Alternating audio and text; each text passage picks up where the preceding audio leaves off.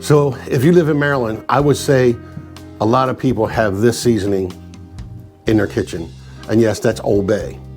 I'm just wondering, as a Marylander, as a person that lives in Maryland, do you ever wonder how it came about, how it got so important, and why we love it so much? But what I'm going to tell you about this video is that as I'm sitting here for the last 3 hours getting footage together, kind of coming up with what I want to say in a script. I want to be authentic, but I want to come up with stuff to say and the history. As I pull up this one video, I got all kind of videos of stuff. I pull up this one video and I started watching it, and everything from the history and the sale of Old Bay and everything in between was in this video.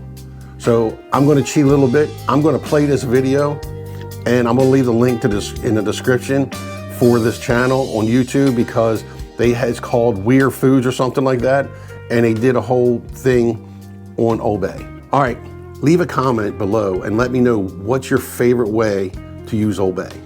All right, and next video coming up, we're going to be going into one of the biggest and most used seasonings for steamed crabs in all the crab houses and even here in my house, and that's JO. So make sure you like, share, and subscribe. We need you to subscribe, and me and the wife will talk to you later. Oil is complete without the right seasoning, and everyone from the Mid-Atlantic knows that the right seasoning is Old Bay. But how has this simple spice blend cemented itself as a seafood staple? And when did people start using it on popcorn, potato salad, and around the rim of Bloody Marys? Well, today we're setting out on the high seas to reel in the surprisingly spicy history of Old Bay seasoning. While Old Bay is a product of the United States, it has its roots in World War II-era Germany. On November 9, 1938, 30,000 Jewish men were rounded up across Germany and Austria. Their homes, businesses, and places of worship were destroyed, and they were sent to concentration camps during what would become known as the Night of Broken Glass. One of those men was Gustav Brunn, who was sent to Camp Buchenwald. After 2 horrifying weeks, his family was able to procure the 10,000 marks necessary for his release. From there, Brunn and his family fled to America, first landing in New York and later making the trek to Maryland. They found themselves in an apartment in Baltimore in 1939. While the Brunns brought very little with them on their journey to the States, one thing Brunn made sure to pack was his personal spice grinder. He had been a spice merchant before World War II, though back then he mostly sold them to German sausage makers. And so he was determined to grind out a new spice-centric career here in America. Brunn managed to find a job at McCormick, which had already built up a reputation as a prominent leader in the spice industry. But the gig didn't last long. In 1940, he created his own spice company and named his fledgling business Baltimore Spice Company, which is certainly descriptive. But Gustav wasn't a marketing genius, he was a spice man. But there were far fewer sausages being made in Baltimore than there were back in Germany. This was the land of crab. So, Brunn went to work developing a blend of spices that would pair perfectly with the fresh steamed crabs that were so commonly found in his neighborhood. He named that spice blend Delicious Brand Shrimp and Crab Seasoning, which is about as descriptive a name as Baltimore Spice Company. Luckily, a friend in advertising suggested Brunn change the name to something with a little more bite. That name turned out to be Old Bay. But why? It comes from the Baltimore Steam and Packet Company. Man, these guys just called things what they were back then, huh? Also nicknamed the Old Bay line of ships, the Baltimore Steam and Packet Company offered a luxury way to travel across Chesapeake Bay. Their ships were known for providing quality meals and lavish rooms. And during World War II, they were converted into government vessels that ferried Jewish refugees to port in America. So it seemed to Brunn that it was the perfect name for his brand new spice blend. Now, he just had to get people to buy it.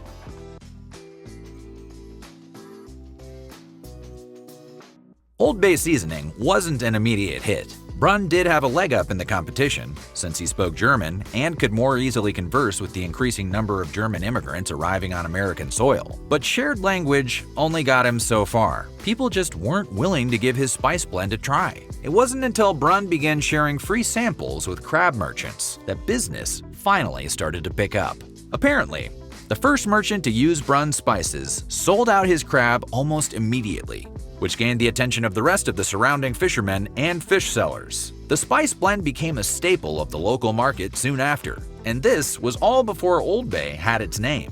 Once the brand pivoted to being associated with classy dinners at sea and American gumption, Old Bay surged in popularity. Local grocery stores began to stock the product, and crab steamers used it liberally.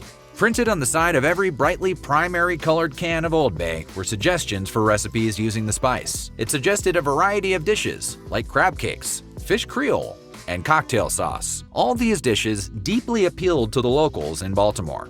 And soon, a can of Old Bay was in virtually every spice cabinet in Maryland. Not long after that, this humble little can would take over the world.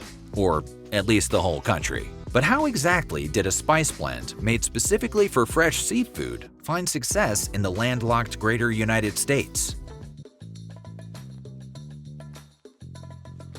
It wasn't just Baltimoreans who appreciated the suggested seafood recipes on every can of Old Bay. Just about any state that could get their hands on canned or frozen fish was clamoring for something to make it taste less like canned or frozen fish.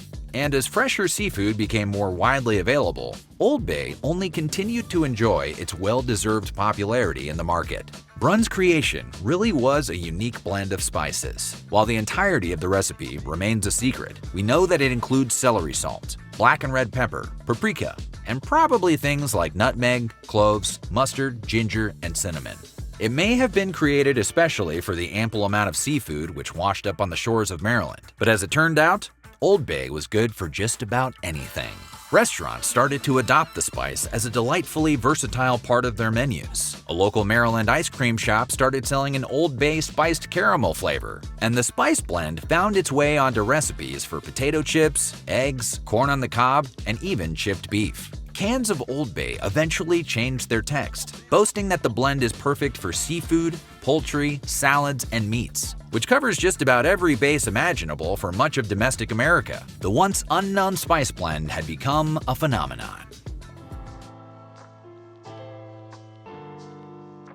Before Brunn ever created the Baltimore Spice Company, back when he was working for McCormick, the split with the company wasn't exactly amicable. In order to get the job, he had to conceal his Jewish heritage. After just 2 days working for the company, however, Brunn's bosses discovered the truth and he was promptly fired. In 1940, he convinced Katz American to lend him enough money to start his own business. Katz American was yet another spice company, this time owned by a fellow Jewish immigrant, and they helped get Brunn up and running stateside. But McCormick would reappear in Brunn's life once Old Bay started getting popular.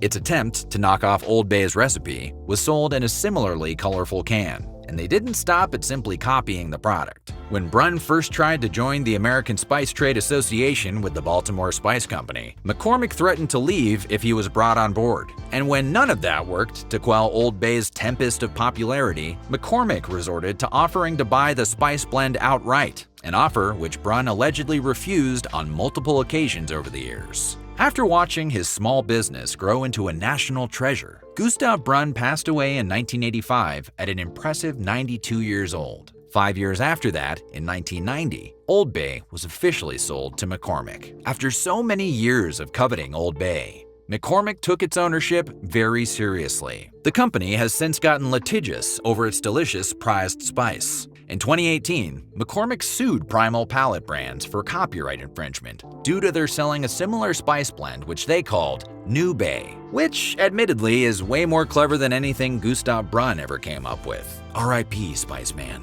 McCormick and Primal Palate ultimately decided to settle out of court for an undisclosed sum in 2020. And 3 years after that, in 2023, McCormick went after another brand. An Annapolis-based business called Crab Cakes and Cannabis began selling a sticker which depicted a parody version of the classic Old Bay can with the words 420 Bud Dank Herb scrawled across it. McCormick threatened to sue unless Crab Cakes and Cannabis stopped selling the stickers, which they ultimately decided to do. Still, despite McCormick's litigious oversight, Old Bay remains a cultural touchstone across America, especially in the Mid-Atlantic.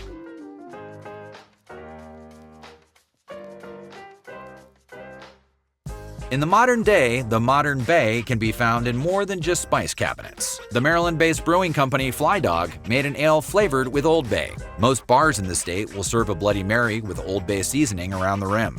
And if you want to go the extra mile with that Bloody Mary, you can even use Old Bay vodka and Old Bay hot sauce, the latter of which caused such a stir upon its release in 2020 that it crashed the McCormick website.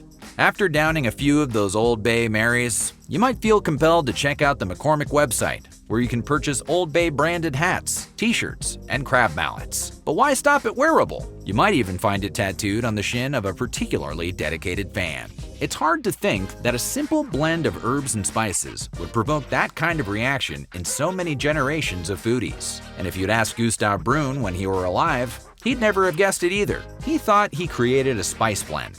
But what he really created was a part of the Mid-Atlantic's cultural identity. Today, Old Bay is more widely known than ever, across all demographics. The spice has permeated the minds, noses, and taste buds of every Marylander. And McCormick is happy to partner with locals and other brands, as long as they ask first. Otherwise, they're getting a cease and desist letter in the mail that smells like seafood.